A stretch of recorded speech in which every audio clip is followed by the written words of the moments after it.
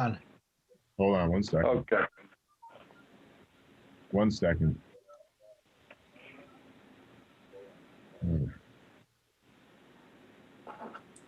All right, you are all set. Thank you. Okay. Hello, everybody. Good evening, and welcome to the Wednesday, January 13th, 2021 Board of Selectmen Zoom meeting. Notice in accordance with Governor Lamont's Executive Order 7B regarding the COVID-19 pandemic, this meeting will be held remotely with no in-person attendance. The meeting will still be broadcast live on OGAT Optimum Channel 79 and Frontier Channel 6063 and streamed on YouTube and OGAT. Any comments for public participation or an agenda item must have been submitted by 4 p.m. on Wednesday the 13th of 2021, jzioli at orange-ct.gov. I did not receive any correspondence by 4 o'clock. I didn't receive any correspondence up until right now, as a matter of fact, just so everybody's aware. With that said, so we'll start with our introductions. I'm going to say Mitch is up at the top corner of my screen, so why don't we start up there? Mitch Goldblatt. Good evening, Judy Williams. Good evening, John Carangelo. Good evening, Margaret Novicki. Good evening, Ralph Oakenquist. Okay. And we also have, I was going to say David Zabel from our legal firm is with us tonight. Finance Director Cifarelli is with us tonight, and Town Engineer Bob Britton is with us tonight as well. So thank you for that very much. Public participation. Public participation is allotted 2 minutes per speaker for any item that is not an agenda item. Jim? Yes, Mitchell. Yes, I'd like to speak, if I may, under public participation this evening. Sure. Thank you. It has been 1 week since the violent, seditious attack on our nation's capital. And it is 1 week prior to what we hope will be a peaceful transfer of power to President-elect Joe Biden. Every single state, individually and in a nonpartisan manner, certified the votes of their electors, and attempts at recounts and countless legal appeals, including to the United States Supreme Court, failed to change even a single electoral vote. Yet, some felt that the election was somehow stolen and resorted to violent means to try and overturn those results. We must condemn in the strongest terms the actions of those involved in this attack on our democracy, as the institution of our presidency is larger than any individual.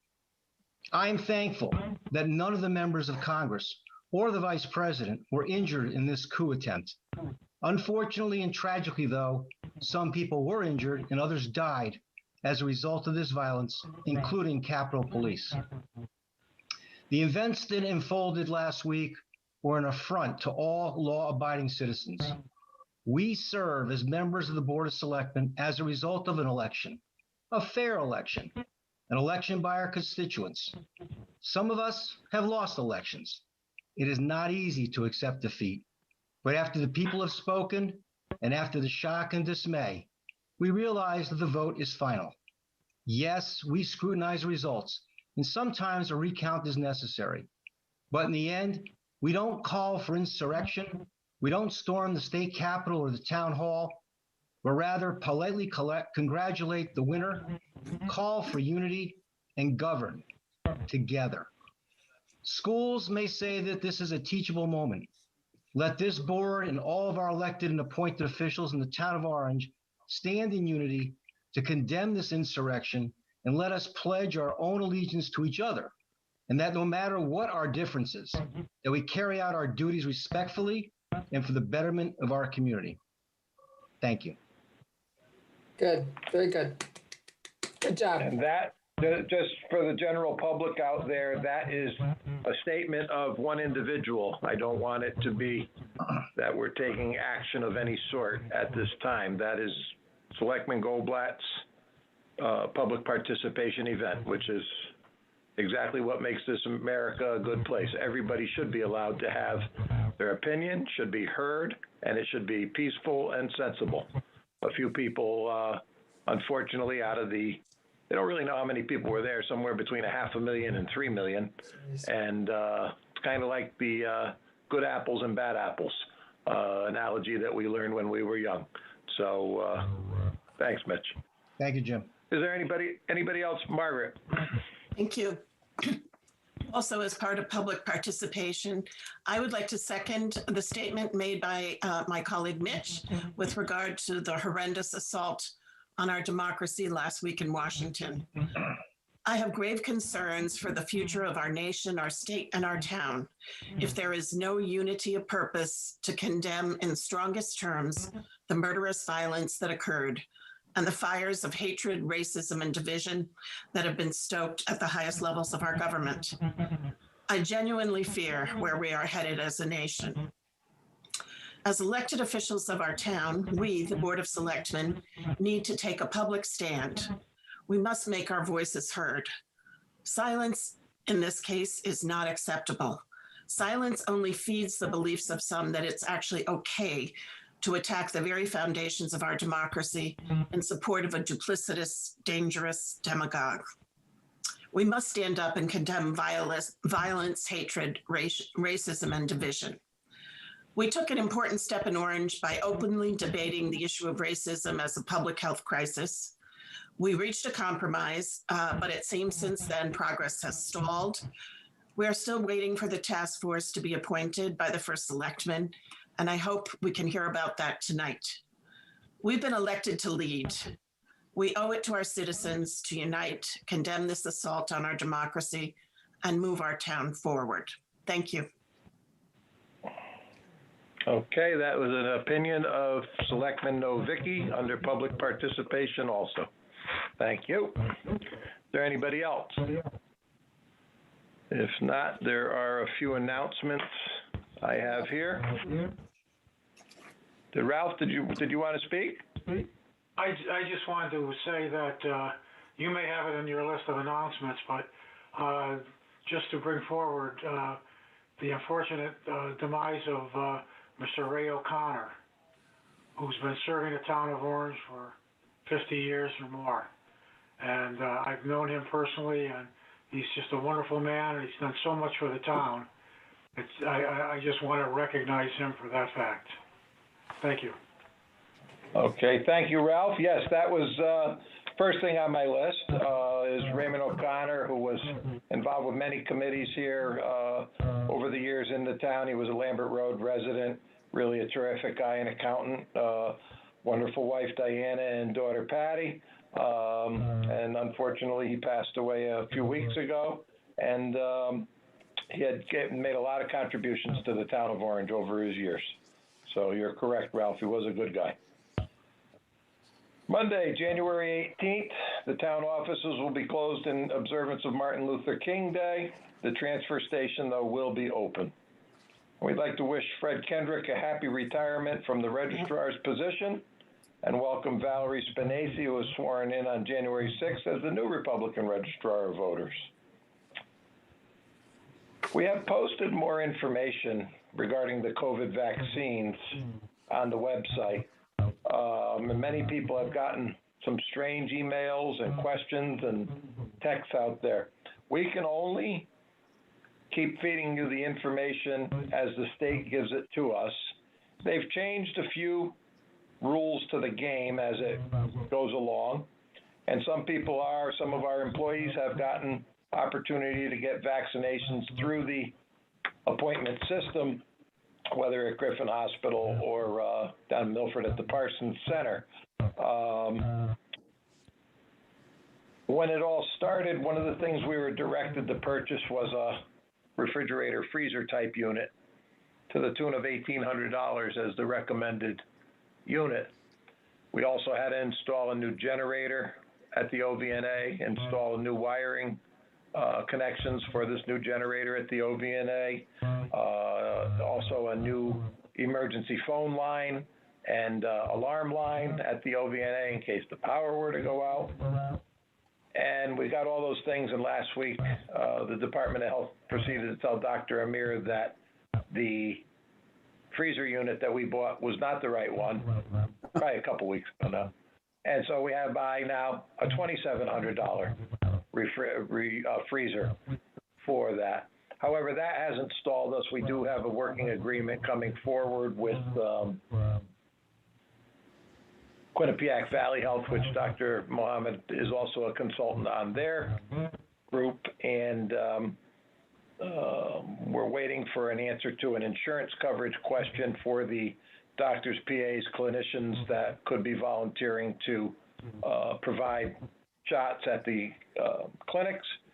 And once we get that answer, which I hope will be within a day or two, that will move this along much further, but we can't do until we get they were asking us about the insurance coverage under our umbrella, which I don't blame them. Before you put a needle in somebody, not after.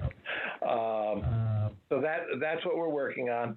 And as soon as we get that, that information will also be made public to our general population.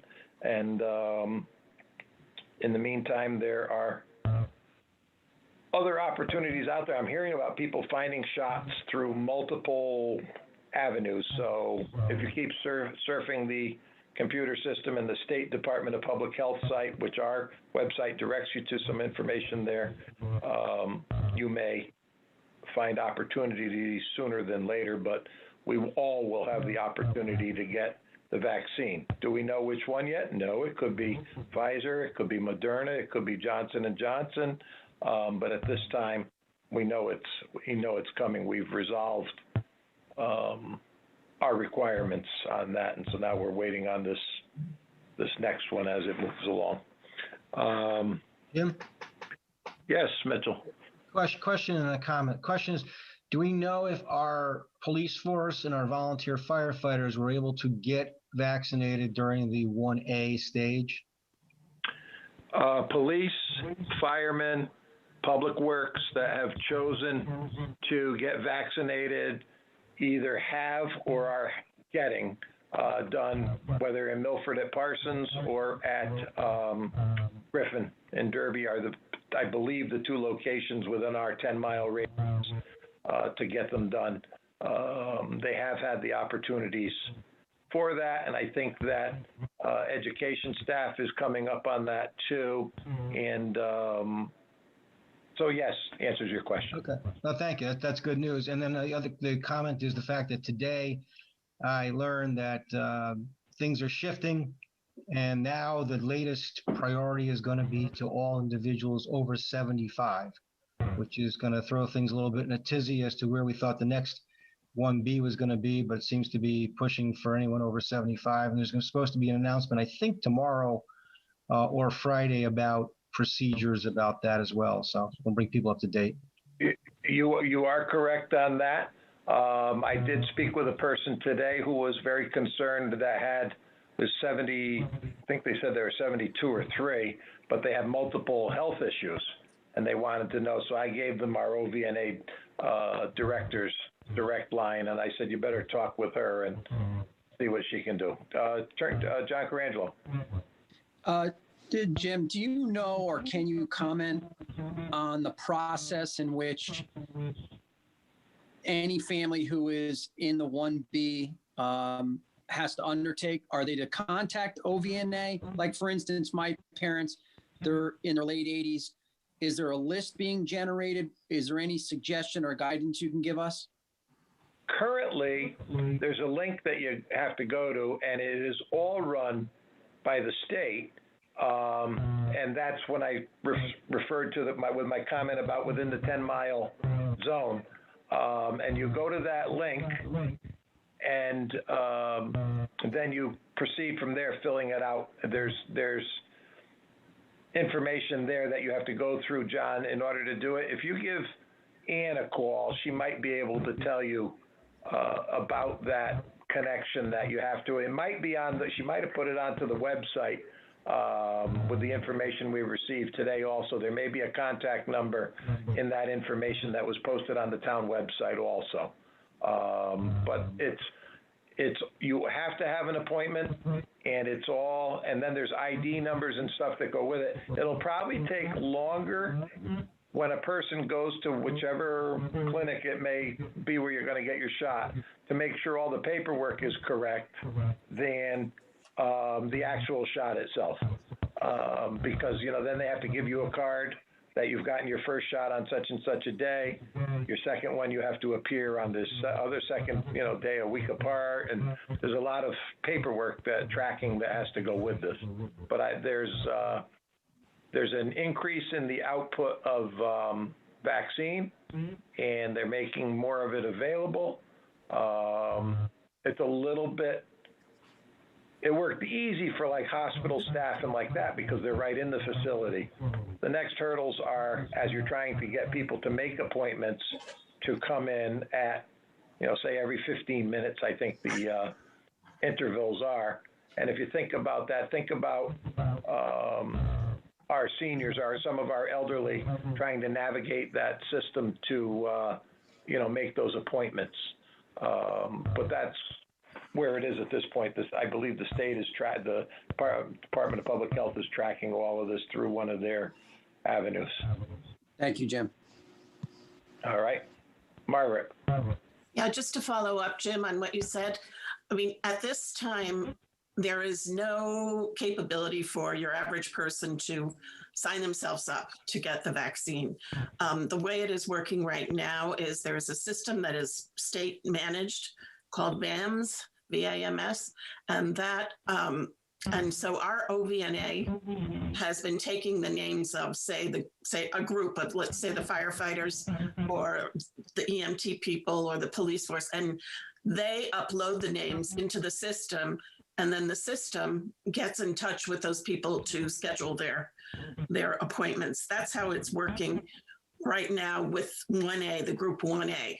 Once it's open to a broader sector of the population, it's going to be a challenge. And what we would like to do is to have a web page created on our Orangetown website that would enable people to to register on our website. And I think that will save a lot of problems. And we're also looking, and I can come back to this when I give my report, but we're also looking at different ways to streamline and expedite the process so that we don't have, 1,000 people show up on one day and, it get crazy and all that. So there are ways to do that are being discussed and looked at. So I'll come back to it when I report on our meetings.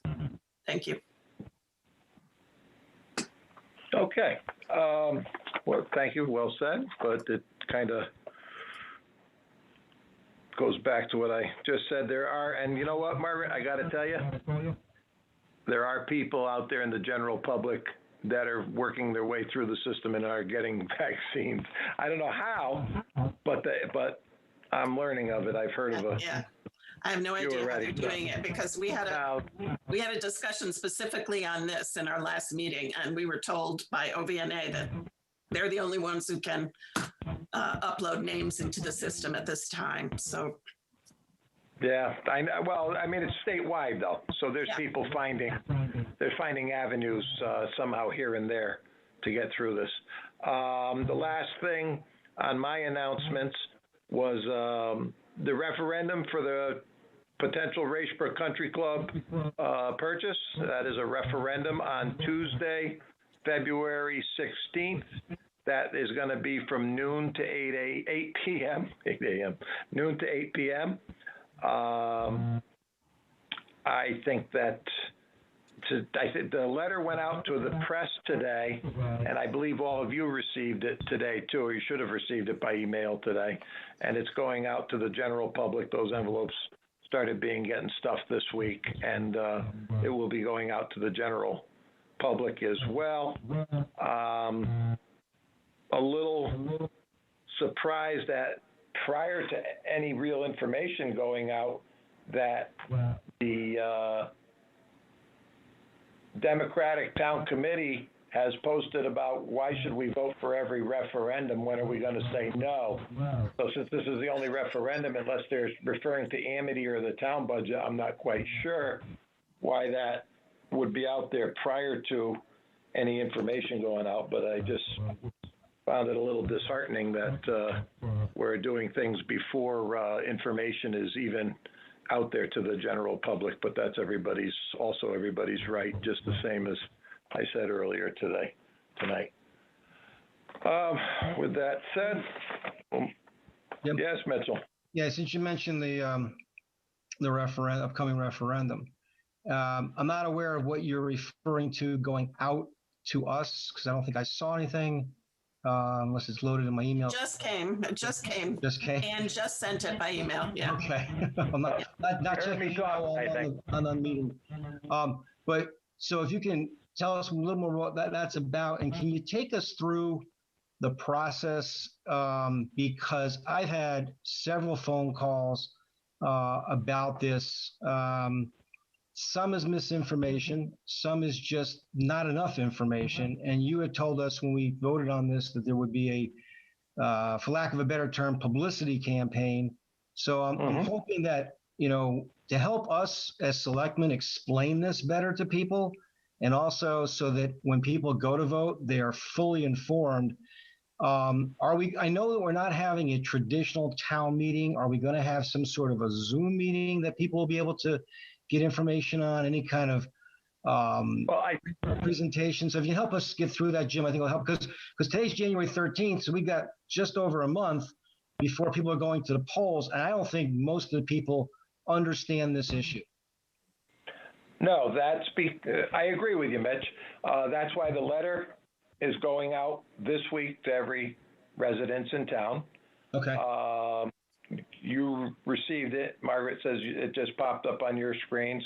And I think that letter explains a lot. I think part of the problem was there was an article in the New Haven Register that lacked a lot of information. That reporter sent me an email, I think it was early morning, mid-morning on a particular day when I was not possible. We had a very difficult employee situation between two employees we were dealing with. And we had to resolve that, and I had them coming in at different times, and there were some big problems with that. And the emails went back and forth that I wasn't available, could possibly speak later. I invited that reporter and boss that we could talk later. I said it's very busy between that and the holiday coming and all. It was the week of Christmas, but I never said I wouldn't talk. So the article went out, just picked from stuff from our meeting, and so it was lacking. I think the letter that you got should be a little more informative. Let me look at my copy here. It talks about the potential purchase. It tells the price in the first paragraph. It talks that it's 287 acres of land. It's about $29,600 per acre. And then it goes on to talk about the 27-hole golf course, 23,000 square foot clubhouse, 9,000 square feet of maintenance facility, driving ranges, homes, irrigation, all these things that go with that. It then goes into, it's a business investment, and Racebrook Country Club would lease it back from the town. It tells that the town of Orange will not be operating a golf course. Many people don't understand that. We're not operating the golf course. And then the most important purpose of this potential is almost 300 acres in two adjoining tracts of land, and the habitat and character of your community that it's exhibiting, and it gives the town of Orange future control whether you need something down the road, a school, another senior project, environmental studies center, a nature center, I guess they call it, something like that. There's many, many opportunities down the road, because this is an unrestricted purchase, not like the others that we've done with money from the DEP, where they restrict what activities can go on the site. They may need, I don't know, anything's possible there. It speaks to, we have had an appraisal and a review of their finances, both done. It talks about the bond indebtedness, and I went over the math, Mitch, slowly and by myself here one day. And the sheet that I have here, the bond over 20 years will cost us approximately, round numbers, 10.3. The lease over the 40 years returns approximately 10.6. So that's the wash, is what we had intended there. The benefit to the community is what I already stated, is the almost 300 acres and the control of that for future. I did receive an email from the New Haven Register reporter earlier today, and well, what happens if they go out of business? Well, at that time, we'd have to cross that bridge and decide what the town of Orange wants to do with it. At this time, they have no intention of going out of business, and they have intent of leasing from us. The lease would start, their first payment would be in September of 22.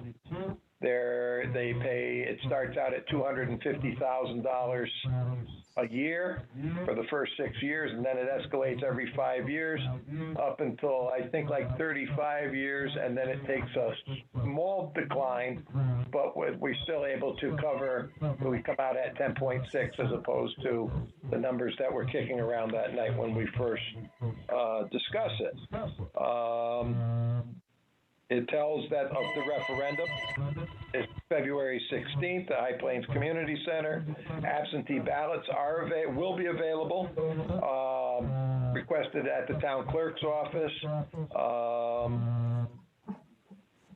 And that's really about it in this piece. The next piece we're going to do will probably be a video with OGAT, probably with Chris, who's listening in here, of Bracebrook and all. The thing is, we're purchasing the facility complete, but we're not actually running that, but it will show the assets that are part of what we are purchasing and all, and that will be a video that will be on OGAT also. Jim, thank you for clarifying a lot of that. I think it's important to get that out tonight, and I'm glad you did. I'm also glad that the numbers now add up, since we had some concerns when we were looking at that, although we weren't far off, but it wasn't adding up, so I'm glad you've straightened that out. And I think it is important to have the publicity that you talk about going out, not only the letter, which I've yet to see, but it sounds like you've pretty much described it, as well as a video, I think will be very informative to the voters to make their decision. Like I said, I've had to try to explain this to a number of people, some who I've been able to quell their concerns, others I have not. And I think this will be helpful, and then we can get, a fair vote of our constituents, but after knowing all the facts, which I think have been lacking to this point. So thank you very much. Well, I am trying to time it, because if you wait too long, it won't be enough time. Yet if you start too early, it'll be lost and forgotten before February 16th. So I kind of thought about a month's time before the referendum should be enough to work on this. And I mean, it's no fault of the article that came out. It's just that right then, when they needed their information, it just was not possible to provide all that they were looking for, because we had a serious situation that we were addressing on that, and the article had to be done right then. So it was unfortunate that there was some miscommunication there and created some bad feelings, which I hope we can move through, but it is what it is. I try hard. I think the people of Orange need to know more about it and what it is. And like I said, this letter should help you. And it is, the letter that you received is going out to every resident in town this week. So although, let's see how that works out. It is going out in the mail. And we're going to try to get the video. It will be on the town website, and it'll be on OGAT as well. Hopefully they'll run it. I'm not expecting to have an hour-long documentary, but it should be enough that it should. I'll probably have to be in it, explaining the dollars and cents of it and the land of it and that sort of thing, so that it will help get people to understand it. And, there's another misconception out there that Zeoli is pushing this deal. Zeoli's not pushing the deal. our job as a Board of Selectmen, I brought it to you, you all considered it, and now we've agreed to send it to the residents of Orange, and they're the ones who ultimately decide. It's not the Ole's deal or the Board of Selectmen's deal individually. It's the residents of the town of Orange opportunity. So that we clear that up. Okay? All right, with that, we'll move on to minutes. To consider and act on the minutes of the December 9th, 2020 regular meeting of the Orange Board of Selectmen. Were there any errors, omissions, or corrections? Move to accept. Yes? Okay, I got Carangelo and Novicki. Both okay with it, or corrections? Yep. Okay. All right. Ralph, are you okay with this? Yep. Okay. All in favor? Aye. Aye. Opposed, abstain, unanimous. Thank you. Okay, new business. To consider and act on request to authorize the finance director to submit a claim to the State Office of Policy and Management from the town of Orange for the municipal coronavirus relief program for the claim period July 1, 2020 to December 30th, 2020. There he is. Now he's up in the middle row. Finance Director Cifarelli. Good evening, everyone. Hi, John. Just one breaking news for you, Jim. We did get the answer to that insurance question late this afternoon, and we're okay. Our insurance is going to cover them. Okay, that's good. That way I'll call Dr. Amir and let him know that was his question and concern yesterday. Yeah. Okay. Okay, Margaret, you can report on that also at Emergency Management. Okay. Yes, All John, right. tell us what you're doing now. All right, I'll make it quick. Last month, we got contacted by the acting undersecretary Office of Policy and Management with the state. Apparently, one of the grants had surplus money in it, and they were going to distribute it to all the cities and towns in the state. But we only had 3 days to do it. They notified us on a Wednesday. The Thursday, the day of the storm, about 160 of us were on a Zoom meeting with him where he instructed us how to do it. And then on the Friday by 5 o'clock, we had to have our application in, or we would have lost $97,395. One of the things we had to do is I had to certify 10 items on the submission to put it in. One of the items was the municipality's legislative governing body, which is you, had to authorize the submission of this request for the COVID-19 funds. So since I couldn't get you to do it then because there was no time, I'm asking you to authorize it now. We've actually already have gotten the money also. Woohoo. I wasn't gonna pass up $97,000. Everybody, if you're in favor, please raise your hand. Unanimous. Thank you. Thank you. Don't throw tongue to when you did it, John. Thank you. To make it official, Jim, I guess I got to make a motion to that extent just so we get it, official, I guess, right? Yeah, I think so. I think John already created it, to tell you the truth. Kind of after the fact, I think to make sure we've done it all correctly, I'll make a motion to that extent. Thank you very much. Okay. Second. Thank you. Okay, Good night. Made by Mitch, seconded by John, and all were in favor. Any opposition or abstention? Seeing none, pass. Yay. Very good. Yeah, John, there won't be a resolution tonight, so you don't need to stay for that. Okay. Good night. Thank you. Hey, John. Bye-bye. Hey, Jen. Okay, item number 2 is to consider and act on request to approve the bid for town hall and library cleaning services. We've had the same cleaning service for quite a long time. The Public Works Department, Town Engineer, Mr. Brenton, went out. They drew up new specifications that have more required cleaning in them because of going around, midday wipe downs and stuff, also with the COVID contact and all that. And so, Mr. Brenton, Yes, would you like to explain yours? sure. We got a good turnout. We had 10 bidders. And you've got the results, I believe, were in front of you. The low bidder was extremely low. And John Stewart, our building superintendent, and I interviewed the 4 lowest bidders on each building. But we just felt the pricing was unrealistically low. And the most extreme example was they agreed to come to our buildings every day, and do the high touch surface disinfection for $7 a month. Doesn't make any sense. They're out of Norwalk or something like that. So we $7 a day or a month? month. Wow. And we were Okay. like, are you sure? Did you make a mistake? So they doubled down on their prices, but I just think we're not going to be happy.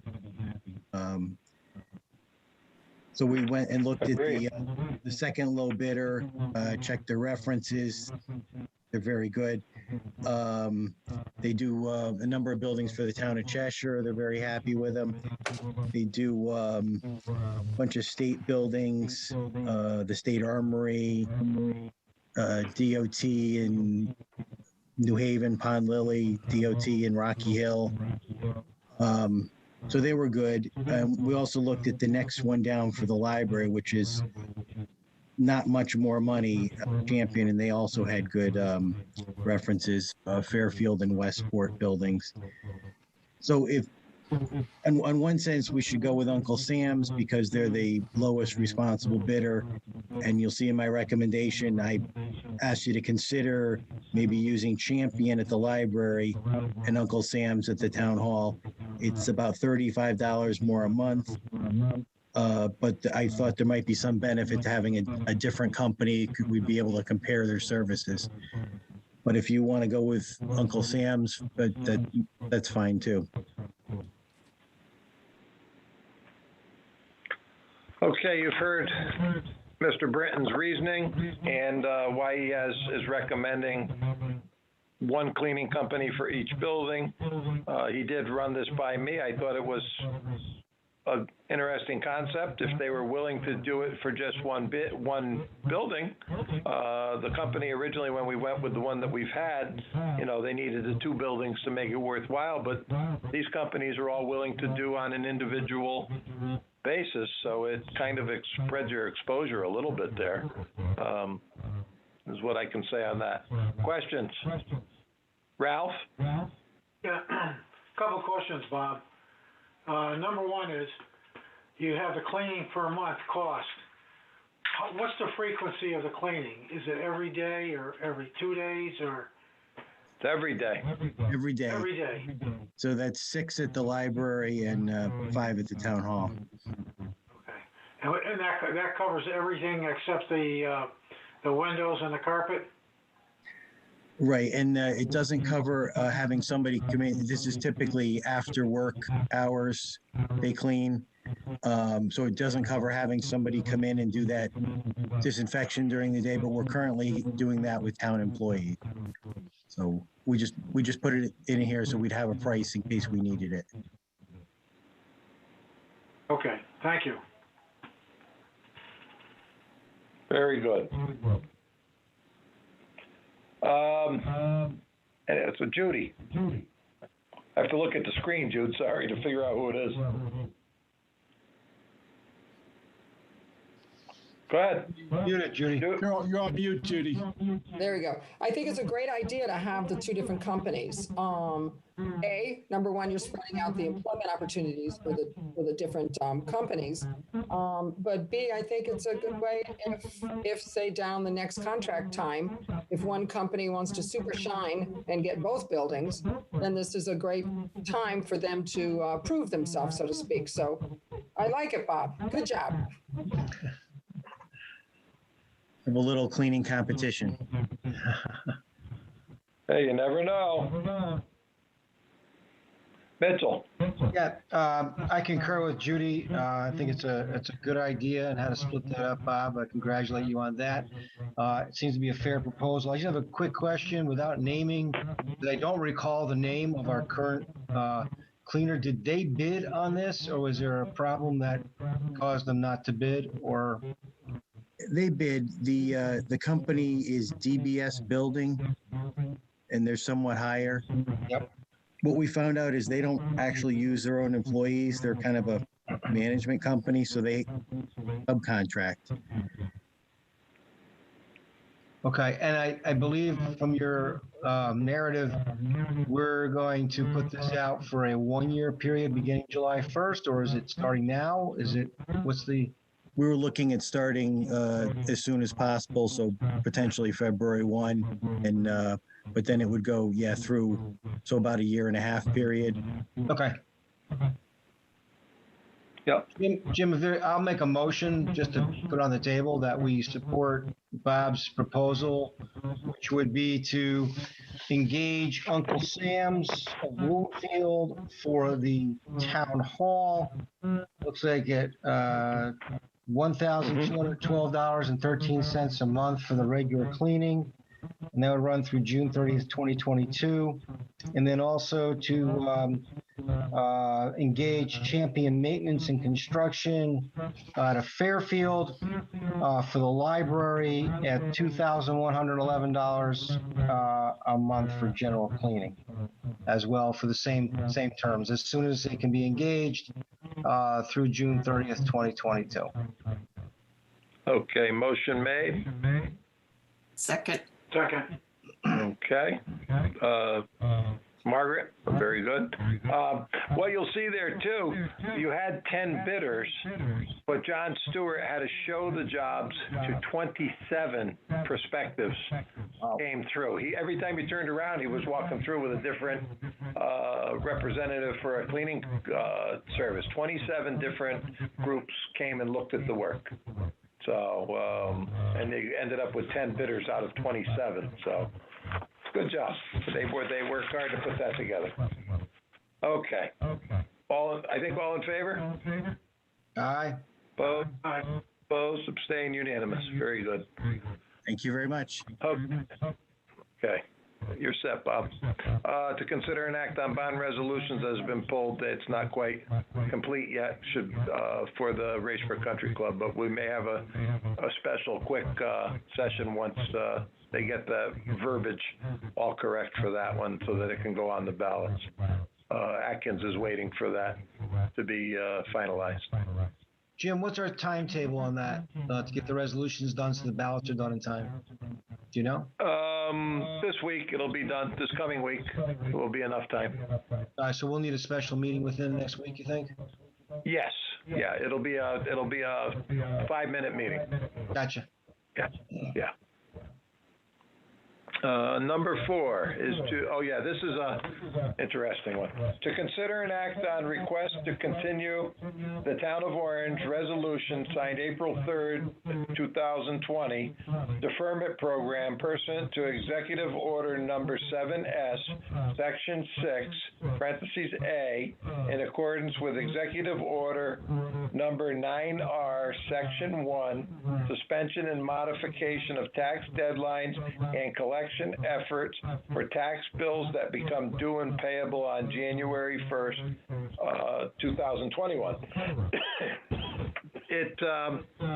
The tax collector had the opportunity to just do this on their own, but they won't do that since they're afraid that it could put the town in jeopardy without us giving them approval.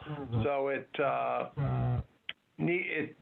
while you read it and it doesn't require executive action of this board, Sandy felt prudent in the fact that if we endorse extending the program, she will then extend it for the taxes due in the July 1st to February period that taxes are due. It's a 3-month window.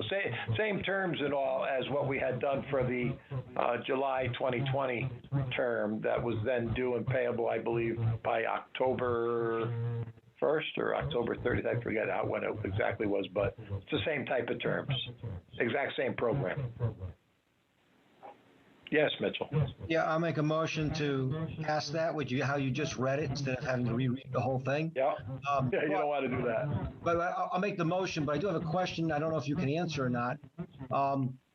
What was two-part question. One is, how did it work? That's a bad way to phrase it. Did it work well for that 3-month period? Was there any signs of abuse or anything we need to tighten up so that it's run better for this particular time period? And then second of all, do we know how many people, or better yet, what percentage of our tax collection actually was deferred during that time? I can't tell you how many. Remember, we did tighten it up at our meeting, though. We didn't allow it for only certain fit. And it has to be those same people that applied then for this second piece. So it can't create new abuses to the potential at all. And it's very possible that the tax collector, if she had a person who abused it the first half, does not necessarily get endorsed for it the second half. That's up to her. You know, we make it available, but if somebody didn't follow the guidelines the first half, they're not getting the second half. Okay, that's fair enough. Just wanted, and we did put in some restrictions. I recall. I thought they were wise at the time. Just making sure. So this motion would then continue with the same caveats that we passed the last time, just extending the program. Correct? Exactly the same. Okay. All you are doing is extending that. We do have quite a few people that jumped on this. We have people that have taken advantage of the monthly payment of taxes as opposed to, just coming in and writing a check twice a year. There's people who do it on a monthly basis. We are behind on total revenue collection by a little bit. Which I think is going along with this economy and all that have faced hardship through this virus process and economic downturn that we have seen. But we're okay. We're doing okay, and most of our residents, while struggling, are doing okay. And I got to be thankful to our community service department and extended family over there, I'll call it. They practically have set up a grocery store for people in need to go get stuff, and we've had some very, very generous people, both with money and with food product, donating to the food pantry up there at High Plains. Amazon donated a $15,000 check when they opened towards that. We had another one for $5,000. We had a family for $750, a husband and wife. I mean, we're very thankful. We have some very generous contributors to that need over there. So motion is made. Was there a second on that? I think it was Judy had her hand up. Okay. All in favor? Aye. Okay. Unanimous. Thank you. Okay. To number 5, to consider an act on the request to approve tax refunds totaling $7,896.13. None of us are on there. Is there a motion to approve as presented? Ralph? Okay. Ralph, you made the motion. So I think Dr. Angelo seconded it. Okay. All in favor? Aye. Okay, unanimous. Committees, Pension Board, Selectman Goldblatt. No report this month. Okay. Emergency Management, Selectman Novicki. Thank you. Our last meeting of the Emergency Management Subcommittee on COVID was Wednesday, January 6th. We had a look at sort of the global numbers for Orange in terms of COVID cases. And for the year of 2020, we had 532 cases in Orange, and we had 13 deaths. About 220 of those remain active cases. The age groups 41 to 50 and 51 to 60 represent 36% of total cases. November and December were our worst months, having 63 to 64% of the entire year's cases. There were 180 cases in December. And from only January 1st to January 6th, there were 16 cases, 6 of which were children under the age of 10. So as was mentioned before, the distribution of the vaccine is the next urgent issue before us. And there are a few obstacles that we're trying to work through, and we expect to work through. And we expect to receive the first shipment of about 300 doses per week sometime this month. As was mentioned, our healthcare personnel, medical first responders, and long-term care establishments are receiving the vaccine through the various hospitals. The next phase, phase 1B, will include teachers, school workforces, frontline essential workers, and then that age issue. Originally, it was over 65, then it was over 75, then I heard they were going back to 65. I don't think it's 100% clear yet, so we'll wait and see on that. Yeah. Now, in terms of public information, obviously, we're going to need a community-wide approach to be able to inform, once we know exactly how it's going to work, to inform everybody, and to also, as I mentioned, enable people to sign up and schedule their vaccinations. So, and then we want to make sure that there isn't a pileup of people on any individual day. They will be given time schedules, probably an alphabetical system to be as organized and straightforward as possible. We are thinking, somewhat like your letter, Jim, on RBCC, that we will probably need to send a letter to all town residents once we have everything clear, because we will also use many other platforms to get out the information, but people over 70 may not necessarily have access to those platforms. So we feel it's very important that we send out a general mailer so that everybody gets the same information. And also we will need, as I mentioned, an interactive web page on our website where people can register. The state is going to, at least in the first round, will ship vaccines on a weekly basis, a minimum of 300 doses a week. And those doses have to be used within the week. So that's why it's very important that we have a tight system where people are registered to get the shot, and they get the shot. And if there are some left over from those who registered for that week, then we can get them into the system so that we don't waste anything. And of course, there's a second shot requirement a few weeks later. So it's a complex operation. But, you know, I think the subcommittee is on top of all the outstanding issues. One outstanding issue, which I'm happy to hear is cleared up, was concerning the personnel to administer the vaccines, because as at now, OVNA can only commit to 1 day a week for a clinic, only a 1 day a week clinic, and obviously that's not enough.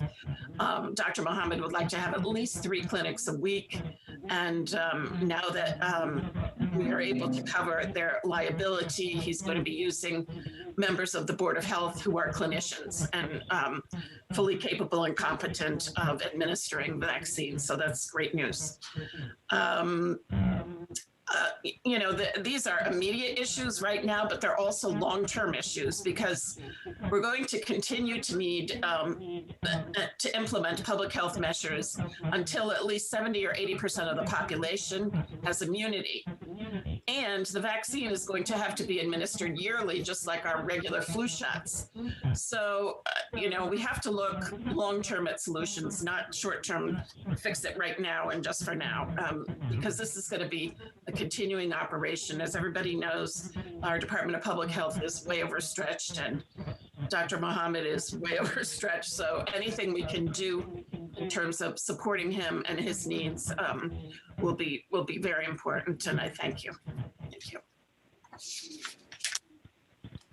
Okay, and they will be using other people beyond just some of the Board of Health members. We have some other volunteers to do that. I'd like to see if we can get as many as possible so that he said there's the opportunity, if I can find the people-approved clinicians, and remember each person giving a shot has to have a clerk that the person will meet first, paperwork, etc. Then they move on to getting their shot. So it's like a mirror type of thing there. And so we have some more people lined up for that as well. So hopefully we'll be able to get a lot done, Margaret. I'm hoping. I hope so. I did speak with, thank you for that report. I did speak with Donnie Foyer, was in the office yesterday, and they've actually started talking with their amusement company again, and there is the possibility at this point, it's only possibility as we sit here, that their carnival may happen this year. That would be nice, and there's a possibility that the fair may happen this year by then. That's actually September, middle of September, so hopefully by then we will have reached our thresholds of inoculated individuals that, it's still going to be out there. Anybody who thinks that it's going to just vanish is being a little naive, I guess. So we need to do the best we can to make sure that we get as many people treated as we can. Capital planning, Selectman Oakenquist, you have a report? Oh, big report. We've had 2 of our 3 meetings. One the day after our last board of selectmen meeting, and our second one was last Thursday. We're meeting again tomorrow night, and we're going to finalize the ranking list for the Board of Finance. We interviewed 6 department heads, which comprise 23 projects for $1.3 million. And we will sit down tomorrow night, the committee, and we will rank them in order for the Board of Finance the way we feel that they should be funded.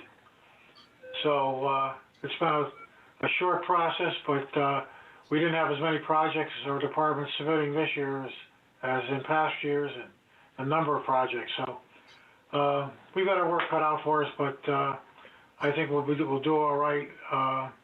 And I know everything hinges on revenues and income, so we'll look forward to seeing what the Board of Finance does. There will be no Board of Finance one-day workshop as they normally have. They may be meeting with 3 or 4 of the top departments, and the rest they will evaluate on their own, from what I understand. So we hope to get a chance to sit down with the Board of Finance when they do the major departments. So we'll see. Okay. Thank you, Ralph. Well, I remember when Anthony Nastri started that, I think it was 300,000 or 400,000 they were looking at and working to do that. Now, well, when we did the first go-round, Jim, if you remember, Mitch was first selectman, and the total came out to be $40 million. Oh, and that's yeah. I'm talking about the money that was actual, not the wish list. Bond construction oversight. I think this will probably be your last report. Is there anything left, Mitch? Well, I do have a little bit to report. We have not met because there really hasn't been anything to report, but I do want to let you know, I'm sure you've seen this, Jim, that Town Engineer Bob Britton has received a opinion of probable construction costs for the dehumidification system at the pool. We did work on locker rooms. We did not work on dehumidification system. So we are certainly, as a committee, we're very hopeful in getting this cost together by Silver Petrocelli, that whenever the next bond proposal is put forth, that this be part of it. And now we have some costs and estimates, that we have a much better idea of what the cost of that will be. So I want to thank Bob Britton for that. Otherwise, no other report. We have not met.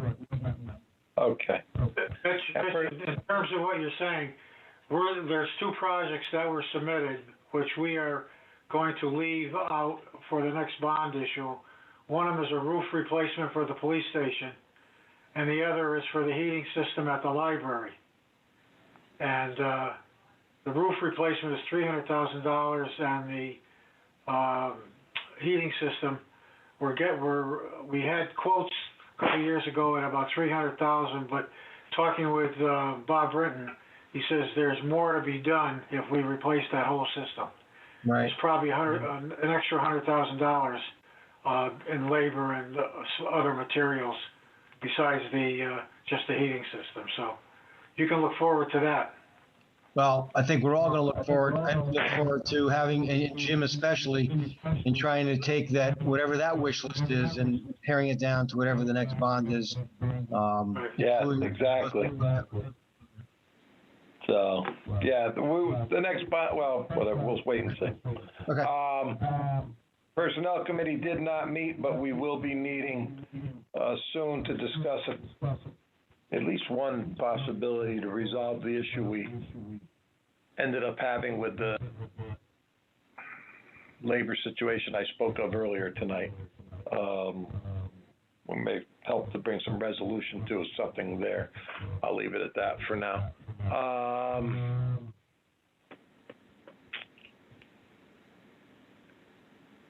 There was something I was going to tell you people. Well, Jim, while you're thinking, can I ask a question? Go ahead. Yes, go ahead. Maybe it'll bring it to me. Maybe. Under FYI, as you usually do, you've brought to our attention, appointments and reappointments. And I'm sure you've all noticed that you have appointed Carmen Rodriguez to take the place of Mary Welander, who, as we all know, was successfully elected to the 114th District of the State House, and therefore has resigned her position on the Board of Ed, creating that opening. Last time we had a appointment like this, you provided us a complete resume. I don't see that in this package, so I'm hoping you can enlighten us as to your decision in choosing this particular person, qualifications, and whatever else. I will not go into it very far on this venue, but you did have an opening. We've had openings in the past where people have been requested to be put on, and we've done such. This time we had an opening, and